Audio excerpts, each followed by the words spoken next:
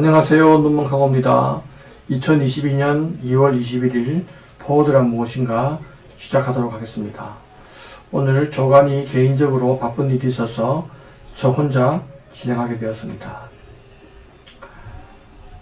지난 시간에 이어서 AMS란 무엇인가 세 번째 시간입니다.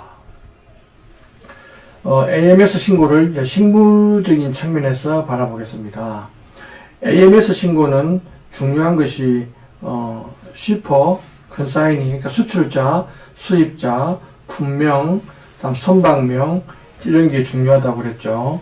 왜냐하면 AMS라는 것이 등장한 배경이 9.11 테러 이후에 테러로 인한 피해를 막고자 하는 측면이기 때문에 누가 수출하느냐, 누가 수입을 하느냐, 즉 이게 테러 단체와 관련이 있느냐 없느냐를 보는 게 있고, 품명이 무엇이냐, 이게 폭발물이냐 또는 테러 단체에 지원하는 물건이냐, 그 다음에 어느 배로 들어오느냐, 뭐 이런 것들이 아주 중요한 내용들인데, 근데 그런 내용들이 사실은 하우스 BL 내용에 다 포함되어 있습니다.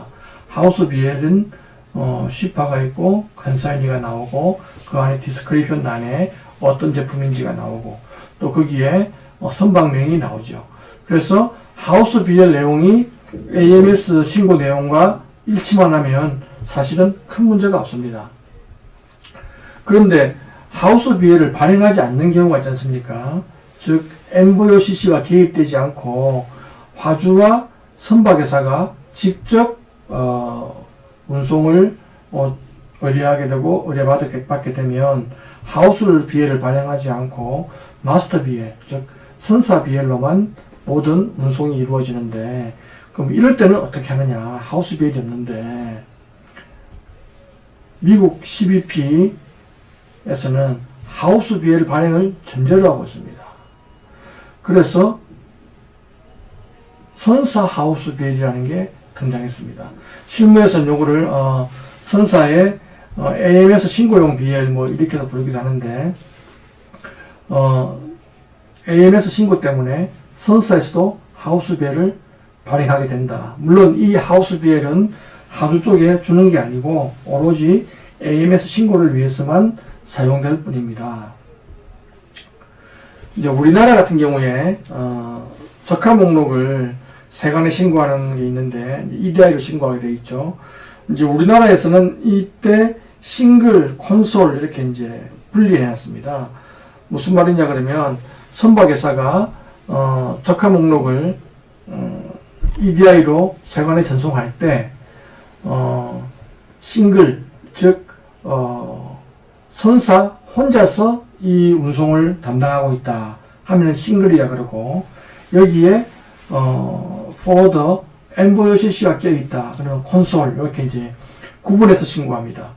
그러면 싱글이라고 딱 되어 있는 적합 목록이 들어오면 그 적합 목록 그대로 세관으로 들어갑니다. 왜냐하면 선사가 발행하는 BL 하나만 발행되기 때문이죠. 그런데 콘솔이라고 신고하게 되면 선사에서 신고한 매니페스트는 세관으로 전송되지 않고 그 BL 넘버와 연결되어 있는 하우스 BL 넘버가 세관으로 들어가게 됩니다. 그래서 요거 두 개를 연결시켜주고 나중에 그걸 취합이라 그러는데 취합이 되었다 이렇게 되죠. 즉 마스터 BL 상에 있는 연결되어 있는 하우스 BL이 세관으로 들어갔다 이렇게 되는 거죠. 그러면 하우스 BL과 마스터 BL이 전부 다 세관에 신고가 되게 되는 거죠. 그래서 우리나라는 이렇게 선사의 하우스 BL을 발행할 필요가 없이 싱글, 콘솔 구분을 통해 가지고 싱글이면은 선사 BL이 세관 신고 들어가고 콘솔이면은 하우스 BL이 신고 들어가게 이렇게 만들었는데, 미국에서는 이 방법을 쓰지 않고 무조건 하우스 BL도 따라 들어가게 만들었다는 거죠.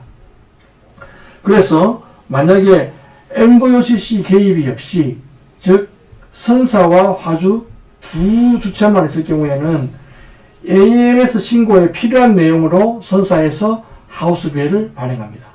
즉 AMS 신고용 BL을 발행을 하는 거죠. 만약에 MVOCC에 AMS 신고를 대행하게 된다면, 즉 MVOCC가 하우스 BL을 발행을 하면 AMS 신고를 직접 할 수도 있고 선사에 의뢰할 수도 있거든요. 직접 신고할 때는 관계없는데 MVOCC가 하우스 BL을 발행했음에도 불구하고 선사에 AMS 신고를 대행 요청을 하는 경우가 있어요. 이럴 경우에도 선사에 하우스 BL이 발행되어야 됩니다. 그런데 그 내용은 MVOCC 하우스 BL 내용을 그대로 옮겨서 선사에 하우스 BL을 만들어서 신고를 하게 됩니다.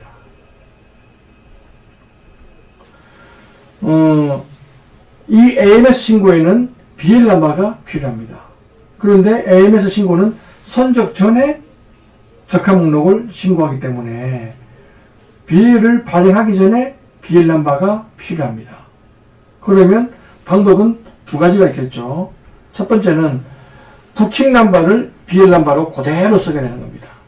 그러면 하주가 선사에 부킹을 하고 선사에서 부킹 승인이 나면 부킹 번호가 부여되는데 그 부킹 번호를 그대로 BL 넘버로 쓰기 때문에 선적 전에 BL 넘버를 알 수 있게 되는 거죠. 그렇지 않으면 마감을 빨리 해서 선사에서 체크 BL을 빨리 전달해 줘야 됩니다. 그래야지 그 체크 BL에 나와 있는 BL 넘버를 가지고 AMS 신고를 할 수 있게 되는 거죠. 그래서 선사마다